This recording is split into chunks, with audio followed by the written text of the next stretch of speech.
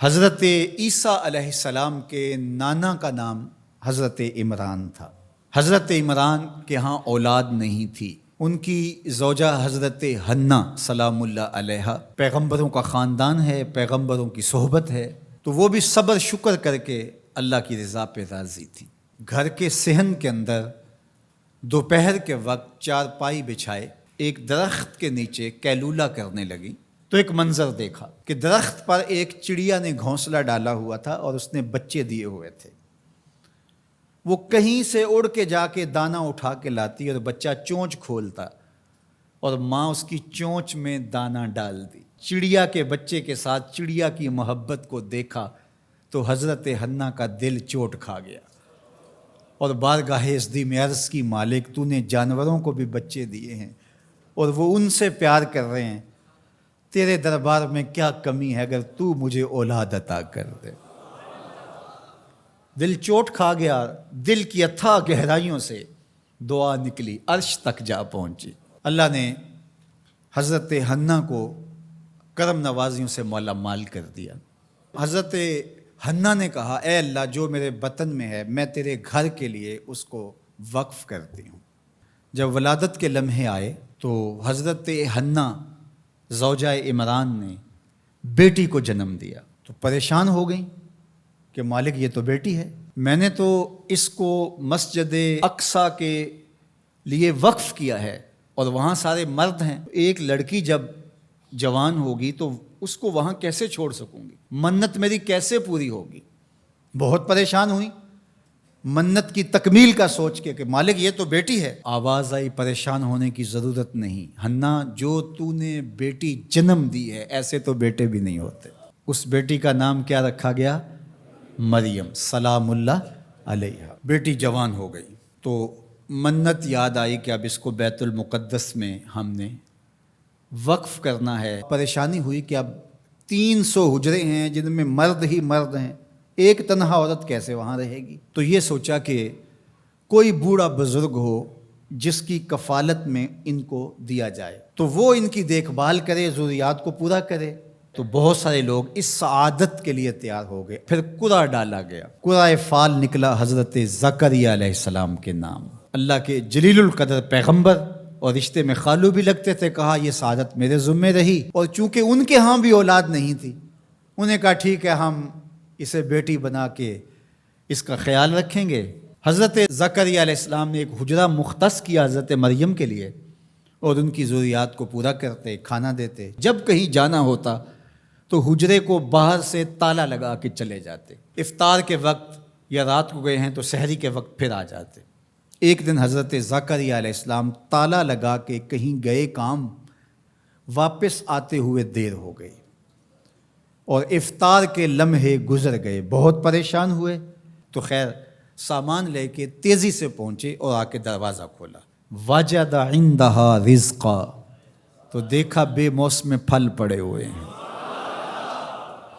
حیرت تو یہ تھی کہ پھل ہیں، دروازہ مقفل ہے، باہر سے کوئی اندر نہیں جا سکتا، اندر سے کوئی باہر نہیں آ سکتا، پھل کیسے آئے؟ پہلی حیرت تو یہ، پھر پھل بھی بے موسم۔ قال یا مریم ان لک ھذا، اے مریم یہ کہاں سے آئے؟ قالت ھو من عند اللہ، کہا یہ میرے اللہ کی طرف سے آئے، یہ مجھے میرے رب نے دیے ہیں۔ ان اللہ یرزق من یشاء بغیر حساب، وہ جس کو چاہتا ہے بغیر حساب کے عطا کرتا ہے، اس کے لیے کوئی مشکل نہیں ہے۔ جو ماں کے پیٹ میں بچے کو رزق دیتا ہے، انڈے میں چوزے کو رزق دیتا ہے، وہ حجرہ مریم میں مریم کو رزق نہیں دے سکتا؟ اب حضرت زکریا علیہ السلام کا ذکر آپ نے سنا کہ ان کے ہاں اولاد نہیں تھی اور عمر کتنی ہو گئی تھی؟ 120 سال، اور آپ کی زوجہ کی عمر 100 سال ہوگی، تو اب تو امید بھی ختم ہو گئی اولاد کی۔